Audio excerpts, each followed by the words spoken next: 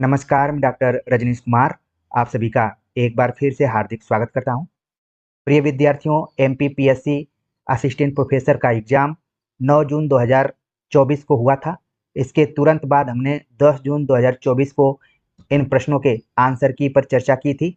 अभी हाल ही में 19 जून 2024 को एमपीपीएससी ने आंसर की जारी किया है और 25 जून 2024 के आसपास उसमें लिखा गया कि 7 दिनों में हमें अगर क्लेम करना है तो उन प्रश्नों को और उत्तरों को आप भेजिए, जिससे कि आप उसमें अपने दावे को पेश कर सकें। तो इस आंसर की को हमें दोबारा यहाँ पर प्रस्तुत करना पड़ रहा है और इसलिए प्रस्तुत करना पड़ रहा है क्योंकि आप जानते हैं कि हमारा उद्देश्य था कि 9 जून की परीक्षा को आपके 18 जून 2024 नेट के लिए हम यहाँ पर प्रस्तुत कर दें, ताकि 2-4 सवाल भी यहाँ से पूछ लिए जाएं तो आप वहाँ पर बढ़त बना लें। तो कुल मिलाकर हमने देखा कि 150 प्रश्नों में 140 प्रश्नों का उत्तर हमने सही बताया था। 10 प्रश्न के उत्तर उसमें गलत थे, जिसमें कि 5 एमपी पर आधारित थे। तो यहाँ पर देखिए, एक्यूरेसी को ध्यान में रखने की कोशिश की जाती है, लेकिन मनुष्य हैं और खोजने में कुछ प्रश्नों के तथ्य गलत भी इधर उधर दिए गए हैं। तो इन सभी चीज़ों पर बात हम करेंगे कि इसके बावजूद भी आप किन किन प्रश्नों पर आपत्ति कर सकते हैं, और उसके प्रूफ को मैं टेलीग्राम चैनल में आप सभी को दे दूंगा, जहां पर आप क्लेम कर सकते हैं। तो आज हम इसमें बात करेंगे कि किन किन प्रश्नों का जवाब हमने गलत बता दिया था, ताकि आप लोग बार बार कमेंट्स करके न ये परेशान करें कि सर आपने यहाँ गलत बता दिया, वहाँ गलत बता दिया। क्योंकि ये वीडियो रिकॉर्डिंग है, एक बार रिकॉर्ड हो गया तो मैं कुछ नहीं कर सकता हूँ, बस कमेंट्स का जवाब दे सकता हूँ। और कुछ कमेंट्स तो गाली नुमा कमेंट्स होते हैं, जिनको देखकर बर्दाश्त कर सकता हूँ। तो चलते हैं, बात करते हैं कि आखिरकार हमने गलत किन के जवाब बताए थे। तो यहाँ पर आप देखिए, आप देख रहे हैं, आप काक चेष्टा बको ध्यानम करके जरूर देखिए कि जहाँ पर मैंने रेड कलर से यहाँ पर दिया हुआ है, सभी प्रश्नों के उत्तर क्या हैं यहाँ पर सही दिखाए गए हैं। और आगे के लिए इस पूरे वीडियो का मैं लिंक डाल दूंगा, जहाँ पर आप जाकर इस प्रश्न पत्र को विस्तार से देख सकते हैं। देखिए, हमने बताया हुआ था कि विरह सचान भवे तन चाड़ा, जियत खाई मुँह नहीं छाड़ा। इसमें सचान शब्द का अर्थ हमने गलत बता दिया था, जो कि बाज होगा। हालांकि बहुत विद्यार्थियों ने कमेंट भी किया था कि सर इसका बाज है आंसर, तो यहाँ पर आंसर की में भी है, इसका सही जवाब है बाज। तो सचान आगे के लिए ध्यान में रखिए, क्योंकि गलतियों से ही हम सही के तरफ जाते हैं। तो अब मैं भी कभी नहीं भूलूंगा और आप लोग भी नहीं भूलेंगे कि सचान का मतलब आखिरकार क्या है, बाज। अगला प्रश्न है जिसको कि मैंने गलत बताया हुआ था, उसको हम देख लेते हैं। ठीक है, ज्यादातर हमने प्रश्नों को सही ही बताया। यहाँ पर देखिए, एक प्रश्न पूछा गया था, यो रहीम जस होत है उपकारी के संग, बाटन वारी को लगे ज्यों में हड्डी को रंग। तो इसमें अलंकार पूछा गया था। और देखिए, यहाँ पर भी पूछा गया कि प्रस्तुत उदाहरण में किस अलंकार का प्रयोग किया गया है। इसका सही जवाब यहाँ पर था उदाहरण अलंकार, जबकि मैंने इसको दृष्टांत में बता दिया था। तो इसको भी आप करेक्ट कर लीजिए। ठीक है, आगे बात करते हैं। अगला जो यहाँ पर गलत प्रश्न था, जिसको कि मैं गलत मान रहा हूँ, बल्कि यहाँ पर आप इसको क्लेम कर सकते हैं, क्योंकि हमने रकरा का अर्थ खोजा तो हमें हिंदवी डिक्शनरी में इसका दो अर्थ दिखाई पड़ा, कि गाय का छोटा बच्चा और भैंस का छोटा बच्चा। तो इसको आप क्या मानेंगे, 50% सही मानेंगे, 50% गलत मानेंगे, ठीक है ना। तो अगर आपने गाय के स्थान पर भैंस को रंग दिया है, तो आप हिंदवी, जो कि एक अथराइज वेबसाइट है जिसपे की रचनाएं आती हैं, तमाम प्रतिनिधि कवियों की कविताएं आती हैं, उसका हवाला दे के क्लेम कर सकते हैं यहाँ पर। ठीक है, और उसको मैं आपको स्क्रीनशॉट भी भेजूंगा, तो आप उसको जोड़कर वहां पर क्लेम कर सकते हैं, जिससे कि आपको जो भी अंक कम हो रहे हैं वो मिल जाए। तो गाय और भैंस दोनों के छोटे बच्चों की बात यहाँ पर रकरा के अर्थ में की गई थी, तो हमने दोनों आंसर को बताया था। अगला जो गलत हमने बता दिया था कि लोक कला एवं बोली विकास अकादमी, जिसमें कि चौमासा जो पत्रिका है, इसको आपको सही मानना है। ठीक है, आगे बात करते हैं। बाकी आप देख रहे हैं कि लगातार सही आंसर आपको मिले थे। 41 नंबर क्वेश्चन पे हमने बताया भी था कि जो महाराज विश्वनाथ सिंह जूदेव ने बीजक पर टिप्पणी की है या फिर टीका की है, वो कहीं मिल नहीं रहा है। एक बुक में हमने देखा जरूर था, त्रिज्या टीका लिखा था, लेकिन मैं बहुत श्योर नहीं था। पाखंड खंडनी का नाम जरूर वहां पर आ रहा था, तो मैंने उसमें जिक्र भी किया इस वीडियो में कि पाखंड खंडनी को भी रख सकते हैं। ठीक है, तो यहाँ पर इसका सही जवाब अभी आप ध्यान में रखिए कि महाराज विश्वनाथ सिंह जूदेव ने विजक पे जो टीका लिखी उसका नाम है पाखंड खंडिनी। ठीक है, बाकी और भी प्रश्नों का जवाब हमने पूरा सही बताया हुआ है यहाँ पर। जैसे ही गलत प्रश्न के उत्तर आएंगे तो मैं तुरंत बता दूंगा, क्योंकि मेरा जो उद्देश्य है कि आप सही से सही यहाँ पर पढ़ें और आपका कॉन्फिडेंस भी हाई रहे। तो लगातार आप देख रहे हैं कि यहाँ पर है, एक चीज देख रहे हैं कि ठोठ्यो या ठोठिया लिखा हुआ था, लोक नाटिका के संदर्भ में कौन सी बात सही नहीं है। तो पूरा बताया गया और बोला गया कि यह बघेल खंड का लोक नाट्य नहीं है, आंसर में दिया गया है। जबकि मैंने इसको पढ़ा था तो लिखा गया था कि मनोरंजनार्थ स्त्रियों का लोक नाट्य है, इसमें स्त्रियों द्वारा पुरुषों की मानसिकता पर व्यंग किया जाता है। तो इसका मतलब है कि बी और सी, अब बी और डी ऑप्शन दोनों एक दूसरे से मिलते जुलते रहे। अब एमपीपीएससी आयोग का कहना है कि लोक नाट्य वाला जो आंसर है बघेल खंड का लोक नाट्य, ये क्या है, सत्य कथन नहीं है। तो इस आंसर को आप ध्यान में रखिए। अगला आगे जो भी प्रश्न है देख रहे हैं आपकी कठिन से कठिन प्रश्नों का उत्तर भी हमने तत्काल में सही बताने का प्रयास किया था, ताकि जैसे विद्यार्थी क्वेश्चन देकर आते हैं, पेपर देकर आते हैं, तो उनको उनके मन में आता है कि कोई बताए। तो हमने सोचा कि एमपीपीएससी वालों को भी यहाँ पर सही जवाब मिलाने का मौका मिले और जो विद्यार्थी यूजीसी नेट की तैयारी कर रहे हैं उनको भी मौका मिले। तो कुछ प्रश्नों के उत्तर गलत हो गए हैं, हालांकि ज्यादा नहीं हुए। 150 में 10 प्रश्न के उत्तर अगर कोई गलत बता रहा है तो उसको माफ किया जा सकता है। यहाँ पर देखिए बोला गया कि खड़ी बोली जिस प्रकार दक्षिण में जाकर दक्षिणी हिंदी होती है, वैसे ही गुजरात में क्या होगी। तो हमने एक जगह मुझे जो तथ्य दिखाई दिया वो कच्छी हिंदी बताया गया था, लेकिन यहाँ पर एमपीपीएससी इसको नहीं मान रहा है, वो गुजरी को मान रहा है। तो आगे के लिए आप जरूर इसको ध्यान में रख सकते हैं। अब देखिए इस क्वेश्चन पे आप क्लेम कर सकते हैं, क्योंकि मैंने देखा कि यहाँ पर बताया गया कि संतलाल दास की समाधि नगला भरतपुर में, जबकि मुझे अलवर में इसका तथ्य मिला हुआ था। हाँ, यहाँ पर बताया गया कि सुंदर ग्रंथावली 4 भागों में, बल्कि ये क्या है 2 भागों में है। तो इस तरीके से इसका आंसर देख रहे हैं कि दो यहाँ पर असत्य कथन है, इस पे आप क्लेम कर सकते हैं। ठीक है, इसको लेकर भी मैं प्रूफ टेलीग्राम चैनल में डालूंगा। जितने क्वेश्चन पे मुझे लग रहा है कि इस पे आप क्लेम कर सकते हैं उसको मैं भेजूंगा, आप अपने स्तर पे आयोग को बता सकते हैं। बाकी उसके ऊपर है, वो जो उसको करना चाहे करे। ठीक है, अब यहाँ पर एक क्वेश्चन और हो गया यहाँ पर कि भक्ति के साधारण सिद्धांतों का कथन स्वामी हरिदास ने अपने किस कृति में किया था। सही जवाब है सिद्धांत के पद। ठीक है, तो यहाँ पर देखिए सिद्धांत सिद्धांत से सिद्धांत के पद हो गया, तो इसको माना जा सकता है। बाकी देखिए इस प्रश्न का जवाब मैंने कितना सही बताया हुआ था। ठीक है, यही है इसका औचित्य सिद्धांत, जो कि वस्तुवादी सिद्धांत है। बाकी लगातार देख रहे हैं कि सही आंसर हमने बताया हुआ है, ऐसा नहीं है कि सभी आंसर यहाँ पर गलत है। कुछ आंसर को मैंने लेफ्ट कर दिया था, यानी कि छोड़ दिया था कि भाई ये है। ठीक है, तो देखिए इसको तो गलत में नहीं मानेंगे। बुंदेली साहित्य की जो कहावत है, ऑप्शन डी वाला ऑप्शन जो था वो सही है, इसको आप आगे के लिए ध्यान में रखिए। और बाकियों को आप देखिए, यहाँ पर रेकड़ी वाद्य यंत्र का सही जवाब हो जाएगा तत्वाद्य यंत्र, इसको आगे के लिए ध्यान में रखिए।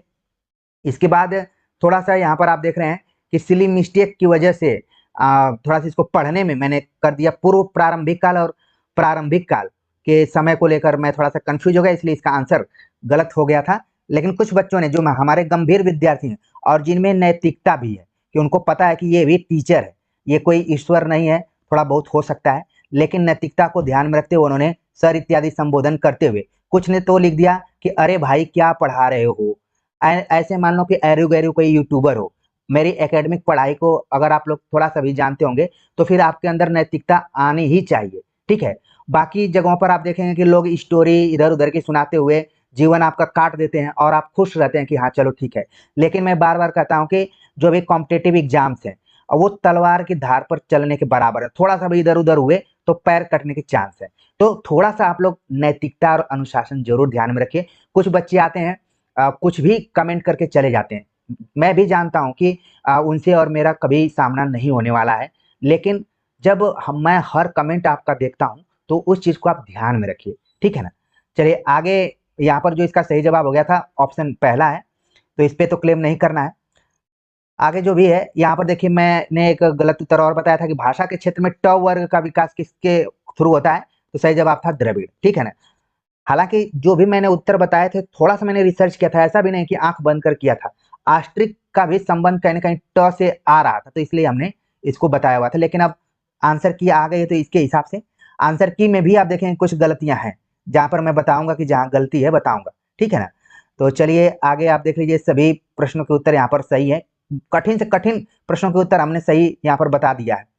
देखिए असाध्य बीड़ा वाला क्वेश्चन बहुत ही एक तरीके से टफ इसका आंसर था, फिर भी यहाँ पर जो मैंने बताया वही आंसर की दिया है। अच्छा, एक उस वीडियो में भी मैंने बताया था कि इसको आप क्लेम कर सकते हैं, इसलिए मैंने ई रखा हुआ कि इसको बाहर किया जा सकता है, क्योंकि जब छोटी छोटी मात्रात्मक बिंदुओं पर क्लेम किए जा सकते हैं तो यहाँ पर तो इस लापरवाही को क्यों 1960 माना गया है, केंद्रीय हिंदी संस्थान की स्थापना 1961 दे दिया है, लेकिन फिर भी इसका आंसर ए मान रहा है, ठीक है। अब देखेंगे आपकी जितने भी संस्थानों का नाम दिया गया, अलग अलग जगह अलग अलग वर्ष दिए गए, ठीक है ना। लेकिन ठीक है, कुछ समय के लिए हम मान लेते हैं कि ऑप्शन ए, इस पे आप क्लेम कर सकते हैं। अगर कोई अपना पुख्ता प्रमाण इसमें आप दे सकते हैं कि 1961 क्यों, 1960 क्यों नहीं यहाँ पर लिखा गया था, ठीक है ना, तो इसको आप कर सकते हैं। आगे बाकी जो भी प्रश्न है उनके उत्तर हमने सही बताए हुए हैं, ठीक है ना। तो इसको आप विस्तार से आगे की वीडियो में देख सकते हैं। एक यहाँ पर सवाल आया कि प्रगतिवाद के संदर्भ में कौन सा कथन सही नहीं है। इसका सही जवाब बी माना गया है आंसर की के अनुसार कि मार्क्सवादी चिंतकों ने सैद्धांतिक स्तर पर साहित्य में प्रचार का समर्थन किया, ठीक है। ये इनके ऊपर आरोप लगाया जाता था, जैसा कि मैंने कहा कि प्रयोगवाद इसके प्रतिक्रिया में आया, तो उसने कहा कि ये लोग अब साहित्य में प्रचार करना शुरू कर दें, जबकि वो खुद नहीं मानते थे। फिर भी इसका आंसर ये दिया हुआ है, तो अभी मैं भी आयोग के थ्रू ही आगे जाने की कोशिश कर रहा हूँ, ठीक है। अगला जो यहाँ पर सभी प्रश्नों के उत्तर सही हैं, बिल्कुल सही। जो टेढ़े थे तो उनका तो एकदम से सही यहाँ पर जवाब हमने दिया हुआ है। ये कि यहाँ पर देख रहे हैं, इसको मैंने अनुमान से, उस वीडियो में मैंने कहा भी था कि इसका आंसर हजारी प्रसाद द्विवेदी हो सकता है, ठीक है ना। क्योंकि उन्होंने भी सिद्धोनाथों पर लिखा हुआ है, तो मुझे लगा कि ये आंसर हो सकता है। लेकिन एमपीपीएससी ने माना है कि राम कुमार वर्मा का है, ठीक है ना। तो अभी मुझे ये दिखाई नहीं दिया कि कहाँ पर है, अगर मिलेगा तो ठीक है, एमपीपीएससी को ही मानते हैं। आगे और बात करते हैं कि यहाँ पर देखिए दिया गया है कि स्वयंभू का रामायण हिंदी का सबसे पुराना और सबसे उत्तम काव्य है। एक विद्यार्थी ने मुझे स्पेशली मैसेज भी किया था कि सर आपके पास अगर प्रूफ हो तो आप जरूर दीजिए। इसको लेकर मैं भी अपने कीमती समय से 2-3 घंटे इसमें मैंने खर्च किया। आप लोगों को विश्वास नहीं होगा कि जितनी स्पीड से आप आके उलझ जुलझुल कमेंट्स कर देते हैं, एक तरीके से गाली देकर चले जाते हैं। आपको ये चीज जरूर ध्यान में रखनी चाहिए कि जो सामने वाला व्यक्ति है वो भी एक परीक्षार्थी की तरह ही प्रश्नों को लेकर जूझता है, उसको खोजता है। हमने खोजा तो इग्नू इग्नू जो कि जाना माना नोट्स माना जाता है, उसके ई कंटेंट को लगभग हर विश्वविद्यालय के बच्चे पढ़ते हैं, उसमें इसको दिया गया है कि राहुल साकृत्याय ने इस बात को कहा हुआ है। और अगर आप वेबसाइट पर देखेंगे वहां पर भी ये सारी चीजें कही गई हैं, ठीक है। तो फिर मैं हजारी प्रसाद द्विवेदी को भी एंट्री करके देखा, तो कुछ किताबें आ रही हैं, जैसे एक किताब आ रही है राम सजन पांडे की, राम सजन पांडे, ध्यान रखिए। उसमें है उदय भान हंस करके इन्होंने एक किताब लिखी है, उसमें इसका जिक्र बार बार किया जा रहा है। हालांकि आप जब खोजेंगे बुक्स वाले में, गूगल बुक्स में, तो ज्यादा उसमें पेज आ नहीं रहा है, ठीक है। और एक है हिंदी काव्य की परंपरा, उसमें भी वही बात कहा जा रहा है कि हजारी प्रसाद द्विवेदी ने कहा, लेकिन वो स्क्रीनशॉट नहीं आ पा रहा है। आप लोग कहेंगे तो जितना आ रहा है उतना ही दूर तक मैं भेजूंगा, लेकिन इग्नू वाला मैं पूरा भेजूंगा, ठीक। यहाँ पर हजारी प्रसाद द्विवेदी का ये कथन मान रहा है आयोग, तो क्यों इग्नू इग्नू में तो बहुत अच्छे अच्छे आलोचक उसमें किताब लिखने में शामिल रहते हैं, यहाँ तक कि नामवर सिंह का भी नाम रहता है उनके निर्देशन में, लोगों ने लिखा है। तो इग्नू जैसे विश्वसनीय संस्था अगर इस तरह की गलती कर रही है तो फिर सामान्य व्यक्ति की तो बात ही छोड़िए। तो देखिए इस प्रश्न को लेकर काफी डाउटफुल है, इसको आप लोग क्लेम कर सकते हैं, मैं तो यही सलाह दूंगा। आगे जो भी प्रश्न है यहाँ पर बताया गया कि कौन सा परसर्ग मानक हिंदी को पुरानी हिंदी और उर्दू को अलग करता है, तो यहाँ पर माना गया कि ने करता है। तो इसको ध्यान में रखिए, हम बताए थे कि उपयुक्त सभी, मुझे लगा कि हो सकता है कि वो खोजा मैंने, मुझे मिला नहीं था, तो यहाँ पर ये मानकर चलिए कि 50-50 ही था। तो सही आंसर क्या हो गया, ने हो गया। बाकी देखिए सही मैंने बताया हुआ है। और यहाँ पर एक चीज देखिए, ये भी आप इसमें इस प्रश्न को लेकर आप क्लेम कर सकते हैं यहाँ पर, ठीक है। जो कहा गया है 137 नंबर का प्रश्न है कि मैं हिंदी के प्रचार राष्ट्रसभा के प्रचार को राष्ट्रीयता का मुख्य अंग मानता हूं। तो यहाँ पर आप देख रहे हैं कि आप देखेंगे दृष्टि पब्लिकेशन, जैसे इग्नू की चमक धमक है विद्यार्थियों के बीच में, वैसे ही दृष्टि के नोट्स का भी है। तो वहां पर मैंने आईएएस के मेंस के एक पेपर में देखा कि लिखा हुआ कि पुरुषोत्तम दास टंडन का कथन है ये, तो उसके आधार पर हमने विश्वास करके बता दिया। लेकिन अभी जब मैंने देखा कि आयोग डॉक्टर राजेंद्र प्रसाद को मान रहा है, तो फिर मैं मानक किताबों की तरफ गया, मतलब खोजा। ऐसे नहीं है कि मानक किताबें रखी गई थी और मैं धड़ल्ले से उसको उठा लिया। तो देखिए, दृष्टि में बताया जा रहा है कि ऑप्शन बी है, लेकिन जो मानक किताब मैंने देखा, हिंदी भाषा स्वरूप और विकास करके एक किताब थी, तो उसमें बताया जा रहा है कि डॉक्टर राजेंद्र प्रसाद। इसका भी मैं आपको स्क्रीनशॉट पिन करके टेलीग्राम चैनल में भेजूंगा, ताकि आगे आप गलती ना करें। बाकी यहाँ पर सभी उत्तर हमने सही बताए हुए हैं। एक को हमने लेफ्ट कर दिया था, और बाद में हमने देखा कि संस्कृति के 4 अध्याय में, जब हम नेट की तैयारी करा रहे थे, तो वहां पर संस्कृति के 4 अध्याय में इसका पता चला कि स्वामी दयानंद सरस्वती ने हिंदी में व्याख्यान देना शुरू किया केशव चंद्र सेन की वजह से। तो इसको मैंने लेफ्ट किया था, तो इसको गलत में आप नहीं रख पाएंगे, ठीक है ना। लेकिन आगे के लिए ध्यान में रखिए। और 142 नंबर का जो प्रश्न है, इस पे तो हर हालत में आपको क्लेम करना है। 1883 नहीं बल्कि 1893 आयोग माना है ऑप्शन डी। लेकिन ये देखिए, यहाँ पर एक तरीके से गलत टाइपिंग हुई है, तो आपको क्लेम करना पड़ेगा। और कोई भी हिंदी साहित्य का इतिहास आप उठाएंगे, आपको पूरा वहां पे मैटर मिल जाएगा, और मैं भी भेजूंगा, ठीक है। टेलीग्राम में मैं भेज दूंगा, आपको परेशान होने की जरूरत नहीं है। लेकिन इतना तो आप जान जाइए कि अब किन प्रश्नों के उत्तर सही हैं, जिनको क्या कि मैं मान लीजिए मानवीय त्रुटि में, या फिर कह लीजिए कि जल्दी में मैंने उसको कर दिया, ठीक है। जल्दी तो मैं नहीं कहूंगा, क्योंकि एग्जाम आने वाला था, तो मुझे लगा कि कम से कम प्रश्नों को आप देख लीजिए, अलर्ट रहिए। मेरी कोशिश यही रहती है कि हर चीज से आपको रूबरू कराया जाए, परिचय कराया जाए, ठीक है ना। तो चलिए देखिए, 142 को आप 100% क्लेम कर सकते हैं। इसके बाद यहाँ पर देखिए, नागरी वर्णमाला को कितने वर्गों में बांटा गया है, तो यहाँ पर 2 बताया जा रहा है। इसका मतलब है कि स्वर और व्यंजन को ध्यान में रखा जा सकता है। इसके बाद आप देख रहे हैं कि सभी प्रश्नों के उत्तर सही हैं। एक प्रश्न जो कि आपको परेशान कर सकता है, सरदार पूर्ण सिंह ने कुल कितने निबंध लिखे हैं? सही जवाब हमने 6 बताया था, और यहाँ पर आयोग मान रहा है कि 8 हैं। इसके लिए मैं प्रूफ दूंगा। हिंदी के निर्माता नाम की एक पुस्तक है, कुमुद शर्मा, भारतीय ज्ञानपीठ से प्रकाशित है, नई दिल्ली से है।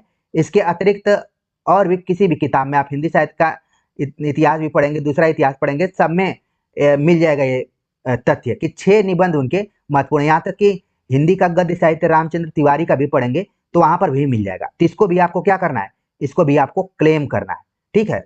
और देखिए, कुछ प्रश्न के उत्तर तो इंटरनेट ने यहाँ पर गलत करवाया हुआ है। इंटरनेट पर आप खोजेंगे तो उपन्यास का बता रहा है कि गोपाल राम गहमरी है, लेकिन बाद में हमने देखा कि आचार्य रामचंद्र शुक्ल के इतिहास ग्रंथ में किशोरीलाल गोस्वामी को बताया गया, ठीक है ना। तो इसका सही जवाब मान लीजिए कि किशोरीलाल गोस्वामी, ये उपन्यास ये गलत नहीं है। बाकी सभी आंसर क्या थे, सही थे। तो क्लेम करने में आप देख रहे हैं कि आप 3-4 क्वेश्चन है जिसपे कि आप क्लेम कर सकते हैं। एक तो है 148 नंबर पे क्लेम कर सकते हैं आप, फिर 142 हो गया, ठीक है। फिर आप क्लेम करेंगे 137 को लेकर, 3 प्रश्न हो गए। इसके बाद आप क्लेम करेंगे स्वयंभू वाला लेकर, ठीक है, 4 प्रश्न हो गए।